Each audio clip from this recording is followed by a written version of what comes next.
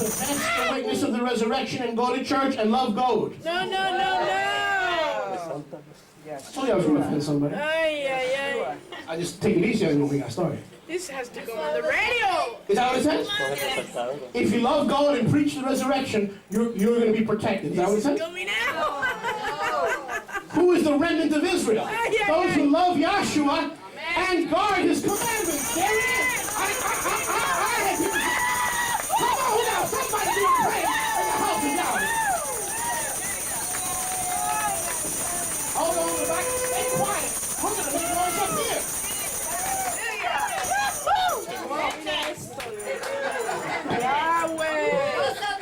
I had people tell me, my pastor teaches that the Torah has been nailed to the cross. Where in the Bible does it say that the Torah is going to be around for believers? Right here, it says that the remnant of Israel are those who have the testimony of Yeshua and have the commands, guard the commands of Yahweh. Somebody.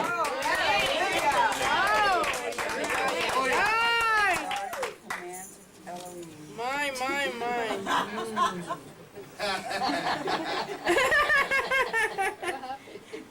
You gotta preach this one on Sunday, right? I'll preach that mouthpiece right off of the horn. Hallelujah. How's that for power? Come on. So people say to me, well, in this Torah stuff is all in the Torah. Well, where do you expect it to be? But can you show me the Torah in Revelation? Here it is. Revelation 12:17. The ones protected are the ones guarding the commands and possessing the resurrection witness of Yeshua HaMashiach. You've got to have both. Professing the resurrection doesn't make you an Israelite. Professing the resurrection and guarding the mitzvot of Yahweh, that makes you the remnant of her seed, a persecuted seed, but nonetheless a protected seed. Turn to your neighbor and say, you look like a protected seed.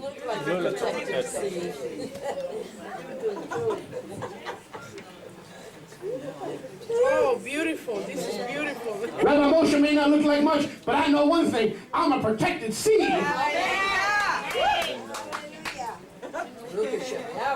Listen, brothers and sisters, don't worry, because Rabbi Moshe, as you've heard me say many times, is the legalist that your last pastor warned you about. That's all right. That's all right. I'm the guy. Because the opposite of legalism is not grace, it is illegalism. And Yeshua said, many will say to me in that day, Lord, Lord. Notice they call him Lord. Lord, Lord. We got miracles in TV ministry based in Orlando, Florida. Glory to God. We throw our handkerchief and the crowds fall down. Good morning, Holy Spirit. For the coat. Where's my hand?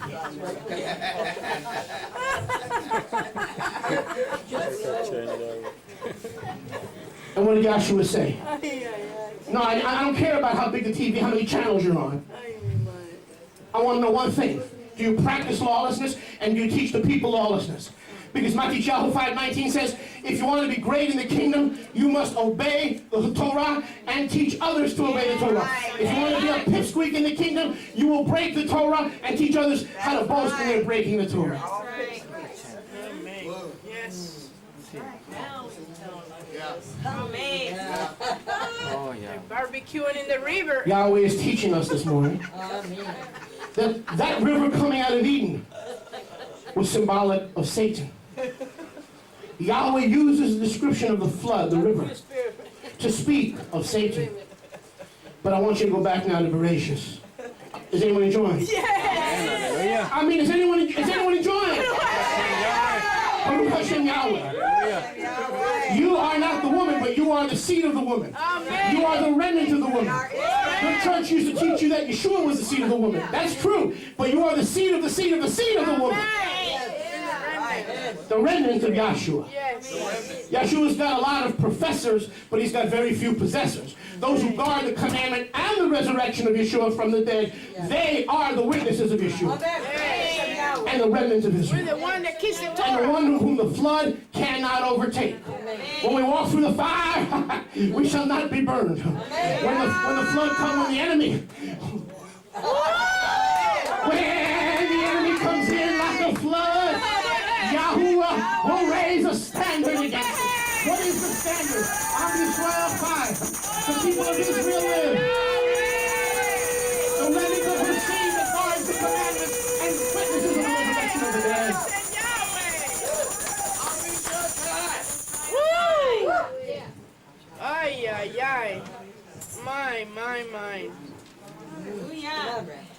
fly. I want to fly.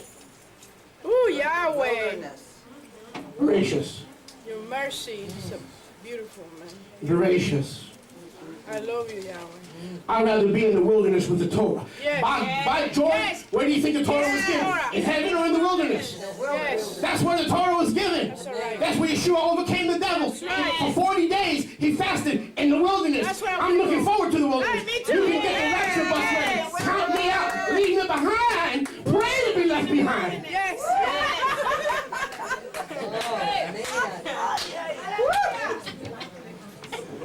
For in that day, 2 will be in the bed, 2 will be at the meal, 2 will be in the field, Yes. 1 will be taken, 1 will be left. So the church says, That's me. there it is. Pray to go up in the rapture because you don't want to be left. The disciples came to Yeshua and said, taken where, Master?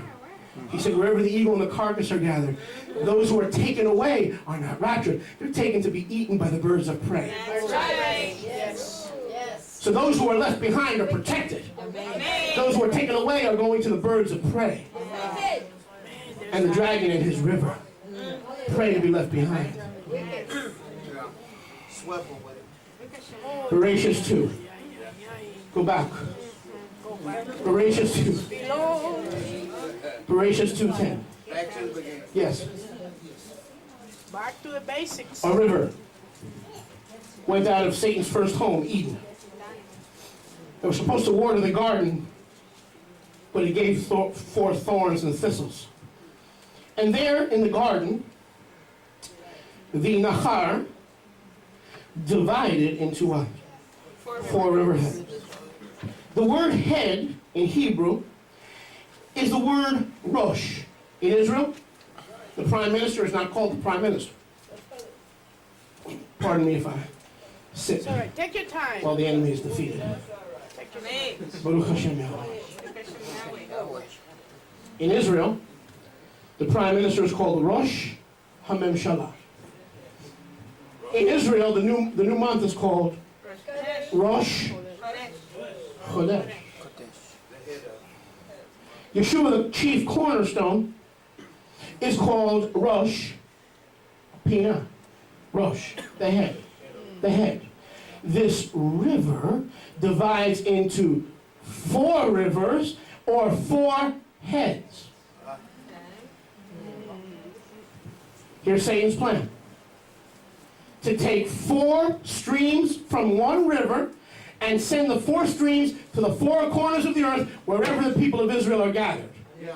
But Yahweh takes the people of Israel who love Yahshua, not just keep Torah, love Yahshua and keep Torah, puts them in the wilderness, and the river can't touch them. The river can't overcome them. The river can't overtake them. Amen.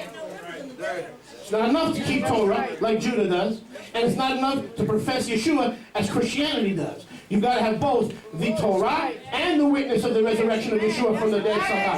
That's the battle. Baruch Hashem. Yes. Now look at verse 10. 2 legs. Hallelujah. With that river, here's the plan of Satan. As it was then, so it is today. To take his filth, his to and froness. What is that? Nahar?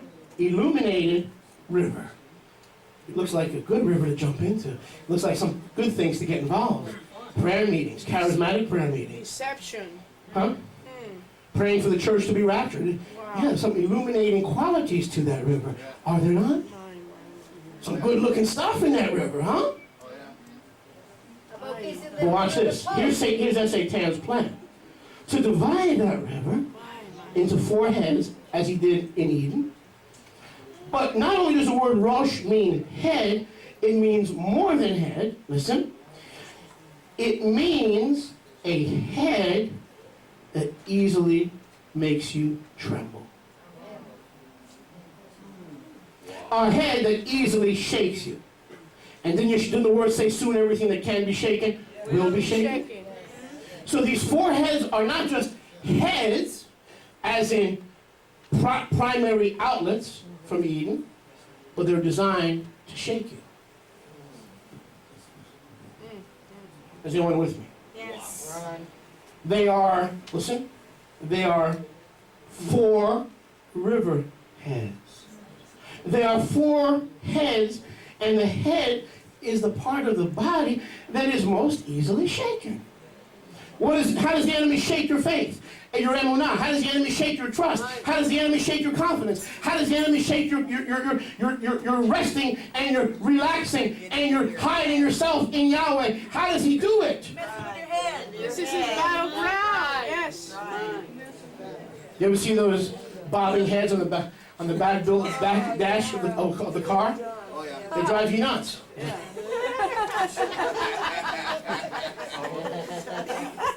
Then when you turn right, the guy turns left. The head is the most easily shaken. And so these are 4 rivers designed to get into the head of all the nations of the world, just like they flowed out of Eden to pollute and destroy all the nations of the world. Confusion, man. Adam and Chava were overtaken in that river. Wow. But that river didn't stop in Eden. Satan sent it out of Eden to all the nations of the world. And what is he going to do in these last days? Same thing. He's going to send the Nachar to the 4 corners of the earth where the woman and the remnant seed of the woman are found. Wherever Messianic Israel is found, the water will come. The river will come in 4 manifestations. Baruch Hashem Yahweh. The word Rosh, listen, head, also can mean captain, chief, prince, and ruler. Wow. There's head of government, there's head of synagogues, there's head of the bus company, there's head of the transit authority, and then there are spiritual heads, spiritual princes, spiritual captains, spiritual priests, and the word, the riverhead, means the to and fro-ness of the river coming through 4 heads. What kind of heads? Designed to shape men's heads, get into their head, but they're really 4 primary principles, 4 rulers of darkness. Is this stuff blowing you away? Yes. Satan, the dragon, emanates all his nefarious, dark, gloomy activity through 4 main principalities or chief rulers. That's how he just tried to destroy the world after the Garden of Eden and its inhabitants fell to Satan. And that's what he's going to do in these last days to Israel. That's exactly what he's going to do in these last days to Israel. He's going to send these 4 rivers to overtake Israel in the 4 corners of the earth. Yes. In the last days. Weren't we just told that in the book of Revelation and in the book of Isaiah and Ezekiel, that Satan was Hallel, who got all the angels, the Malachim, to fall. And because they fell, he appointed what? Princes over troops, princes over companies of demons. Are you with me? What did Satan do in heaven? He appointed Roshim, heads, to oversee companies or bands of demons. Are you with me? Yes. And he got all the hosts, 1/3 of the heavenly hosts, to rebel against Yahweh. How? By appointing what? Roshim, heads. He got into the heads and they were shaken. The Malachim were shaken. Right. And they were shaken so that they rebelled against who? Yahweh. Baruch Hashem Yahweh. I'm jumping the gun a little bit, but I want to give you a taste of what I'm going to be talking about next week. I'm not anywhere near closing, so just relax. I want to give you but a little bit of a taste of what I'm going to be talking about. Next week? I can't go there now because there's a balance to this message. Turn to your neighbor and say balance. Balance. Oh, you good. Turn to your neighbor and say Valencia. Balanceo. Leave me alone, I'm trying. Balance, go to Revelation 9:14. Beautiful. Precioso. That's a Yo hablo rabbi. español en mi corazón. Sí, that's good. Bueno, bueno. Okay, Revelation 9:14. Baruch Hashem Yahweh. Revelation 9:14. I'm just going to give you a taste of what's going to happen during the Great Tribulation. Revelation 9:14.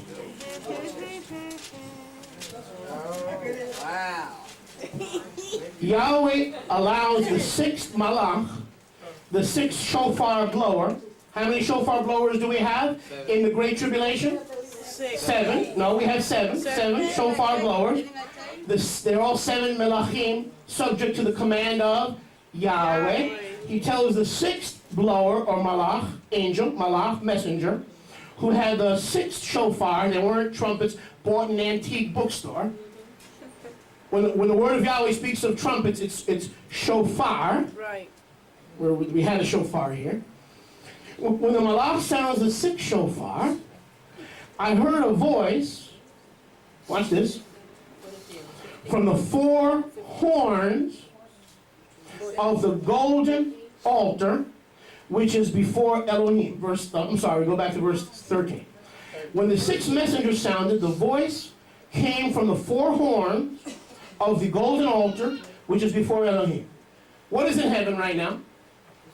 The tabernacle, not made with hands, not pitched with man's hands. The earthly tabernacle, listen, was a picture of what? The heavenly tabernacle. And the golden altar is not the altar of blood sacrifice. It is the altar before the holy place, the Makom Kadosh. It is the altar of incense where the priest would burn incense so that the kavod of Yahweh would not kill the people in the outer court. So they burned incense at the golden altar of incense so that incense covered Yahweh's kavod so it didn't leak out and destroy and kill the people because his glory is so fantastic. And so that incense altar had how many horns? 4. Because it was mobile. But the 4 horns represented the 4 corners of the earth. And the prayers of the righteous Israelites, redeemed, who had the witness of Yeshua nowadays, plus the obeying of Torah, that are scattered where? Notice, where? To the 4 horns of the altar, saying that the prayers of Israel in the latter days will come to Yahweh from the 4 corners of the earth, somebody. Now watch this. Look at verse 14. Saying to the 6th malach, who had the 6th shofar, release the 4 messengers bound in the river Euphrates. Who was bound by Yahweh? Demons, rulers, chiefs of angels, chiefs of demons, chiefs of unclean spirits. Are you with me? Yes. These, and we'll talk about this in a little while, these 4 spirits, these 4 rivers, were bound by Yahweh after Adam and Eve were created, before that water spilled over to the nations. Yahweh took those 4 rivers and bound them. Because if he did, you wouldn't be here today. The entire human race would be destroyed. If Satan was allowed to penetrate the earth with 4 rivers, which he did, but not to the fullest maximum of his desire. Because had he been allowed to flow forth into 4 rivers of his nefarious pollution to destroy mankind like he destroyed Adam and Eve, those 4 rivers would have overtaken every man, every woman, every child ever born. Are you with me? So Yahweh bound those 4 rivers, but then in the latter days, he releases them. I don't want to jump ahead of myself. Hallelujah. Let's go back and find out what these 4 rivers are. Now, where were they bound? At the great river Euphrates. Where was Euphrates? At the conjunction of what? The Tigris, Pishon, and Gihon. Pishon, Gihon, the Tigris, and Euphrates, one river, came to a conjunction and then branched into what? 4 rivers. Are you with me? He took those 4 rivers and bound them in the river Euphrates, meaning they were not allowed to operate and destroy the world like they destroyed the Garden of Eden. I told you we're going deep. Yeah. It's a good thing you got your head covering on today.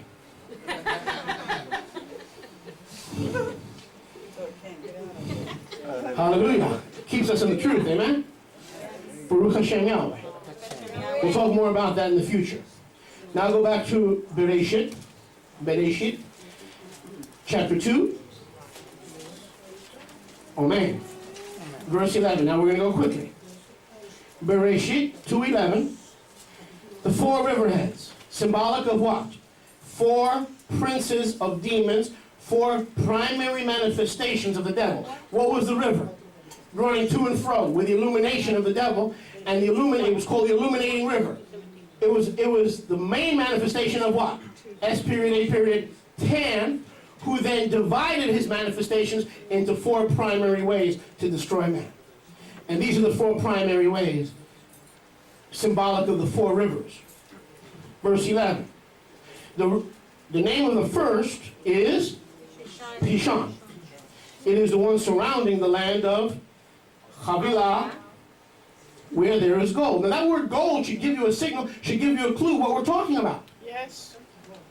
That should give you a hint of what that spirit, what that principality. You know, the church loves to talk about principalities. Let's cast out principalities. Let's bind principalities. Let's take authority. Well, little do they know that the principalities that they take authority over were the four principalities of Satan coming out of Eden and coming in the last days after the woman and her seed. You can't take authority over them if you don't know what they are. Hello? Because after all, this is the it's the Old Testament. It's not for us today. It's got nothing for us. And so why would we study the Jewish book? But in order to know the four spirits of the Great Tribulation, you've got to understand how Satan worked before. Wow. Ezekiel 30. So we're going to go deep. Yes. Gold, with verse 11.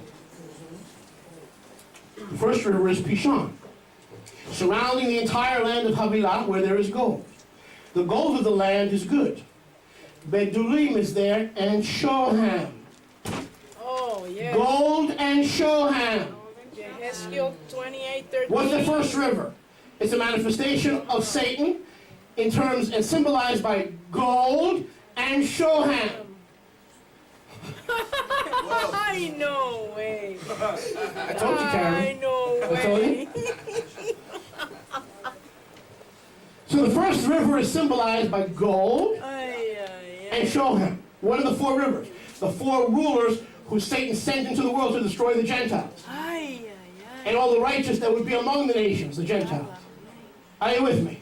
Yes. Are we going? We're going. What is Satan going to do in the Great Tribulation? Send the same flood. And Yahweh says it's not one flood, but it's four principalities that are bound. We're going in. There's no turning back. Oh, yeah. Turning back. Wow. Yahweh stopped them, those four principalities, 6,000 years ago so they wouldn't overtake the entire human race. Thank you, Yahweh. And in the last days, he releases them to chase Israel down, to purify Israel, so he can get the victory and so he can get the glory. These four have been bound for the latter days. They're about to be released right now in the days immediately preceding the Great Tribulation. We're not in the Great Tribulation yet, but they're about to be released in these days immediately preceding the Great Tribulation. Are you with me? Are we on? Yes, you're right. And so we may have seen them tinily manifested in small ways, but in these last days they're going to be more released in a greater, more powerful way by the enemy, because Yahweh is what? Especially with the sixth shofar. Completely loose these four spirits. Completely loose these four spirits. Right now, they're in the process of being loosed, but they're not completely loosed as of yet. Are you with me? Yes. Now watch this. Pishon in Hebrew comes from the word push. Are you with me? Which shows you that all languages came from Hebrew. Push of the water. Push, Pishon. It means to spread. Listen. It means to act proudly. It means to grow up and spread oneself over and above Yahweh. Push means to push out, to magnify self, to spread self out. It is focused in on the sin of pride, the root of all other sins. And notice it said that it is the spirit of gold, because people of pride always go after gold. Businessmen, what motivates business people?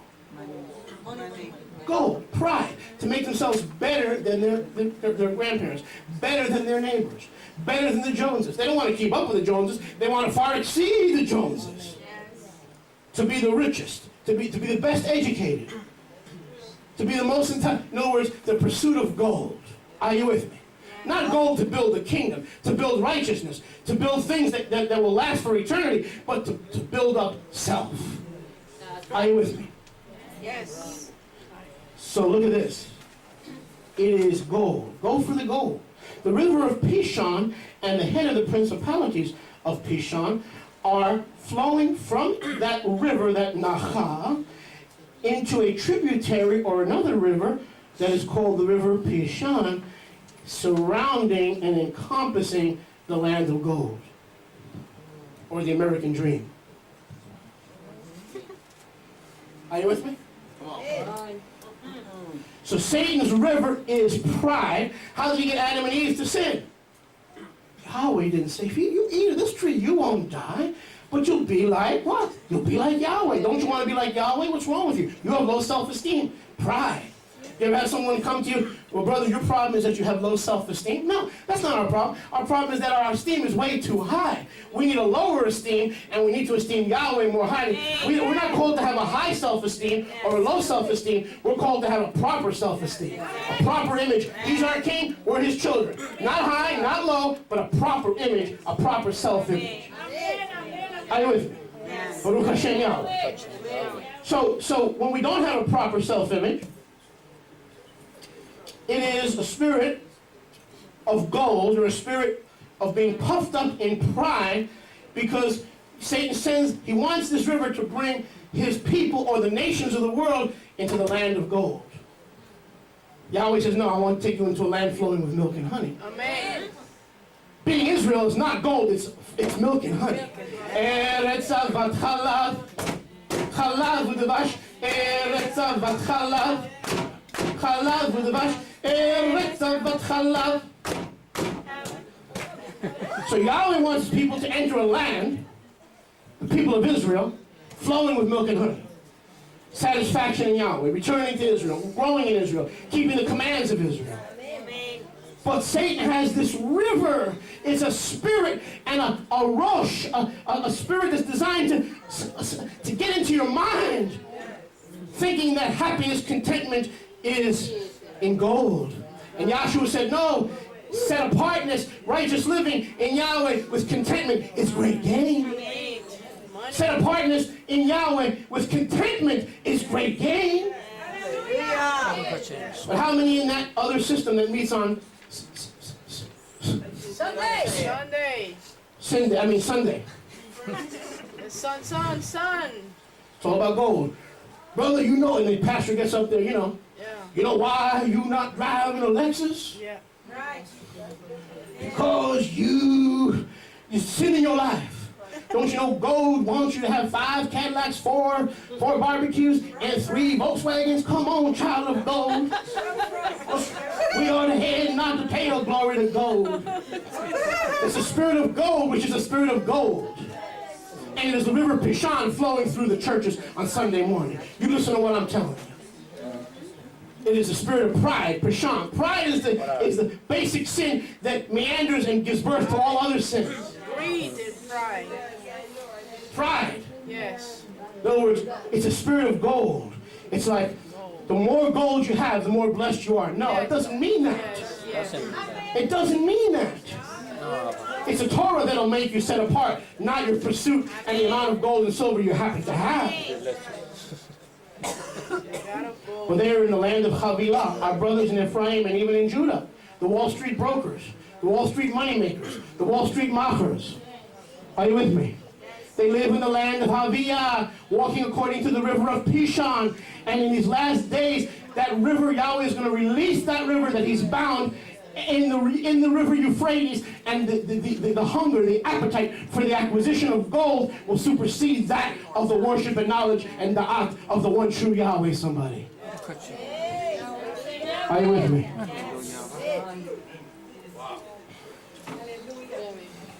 It's called fool's gold. Do you know any brothers and sisters that are living in the land of Havilah? Drinking from the spirit of Pishon, which is not a spirit of spreading out and aggrandizement. It is a spirit coming from the river that illuminates, the original river that came out of the garden. They're swimming I in told you we're going to get deep today. That's the river of Pishon, the spirit of pride. But notice, can't overlook this. If you look in verse 12, it is the land of gold, and it is characterized by Shoham and gold. Keep your finger there. Go back to Yechezkel. Is anyone enjoying? Yes. Other than my front row student. Look at Ezekiel. Yechezkel. In the description of Satan, the illuminated one, the anointed Mashiach cherub of heaven. Look at Yechezkel 28:13. Yechezkel 28:13. Talking of Satan, Lucifer. You were in Eden, the garden of Elohim. Every precious stone was your covering. Ruby, topaz, diamond, beryl. Shoham. Shoham! Jasper, sapphire, turquoise, emerald, and gold. Why does Satan want the world to lust after Shoham and gold? Because it made up part of his high priestly robe. He was the anointed priest of heaven. He was the anointed cherub. And he wore the 12 stones that the high priest would wear on his breastplate when he entered the Holy of Holies. Are you with me? Yes. Two of those stones were Shoham and gold. And so the one who is a Nachal, the one who has this river flowing out of Eden, that to and fro river that looks good, smells good, tastes good, because it has just enough Sunday worship and Shabbat Wall Street degradation in it to lure you into it. This is not about Judaism, and it's not about Christianity. It's about being like Yeshua somebody. Judaism isn't the answer. If you're here to learn to become Jewish, you're in the wrong place. Yes, yes. This is the place to Shaftemayim Bisason. Mimayne HaYeshua. Amen. Shaftemayim Bisason. Mimayne HaYeshua. Shaftemayim Bisason. Mimayne HaYeshua. Hey!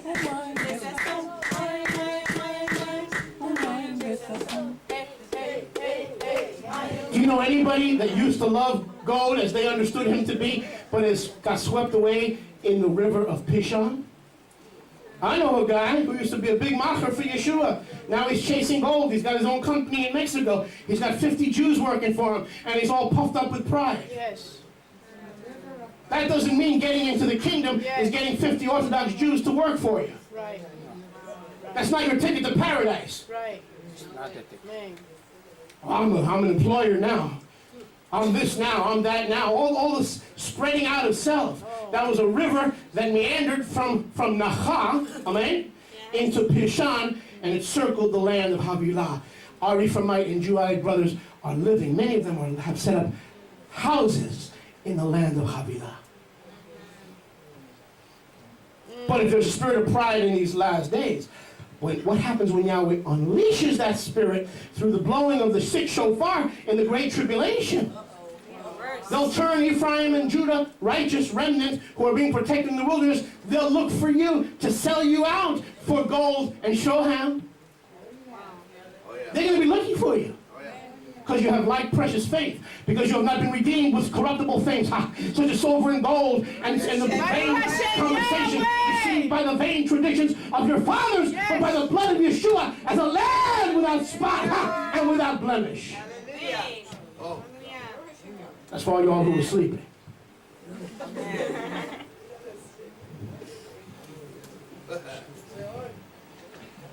If you want to sleep, I'll say I got plenty of flop houses on Miami Beach where you can flop out. This ain't one of them.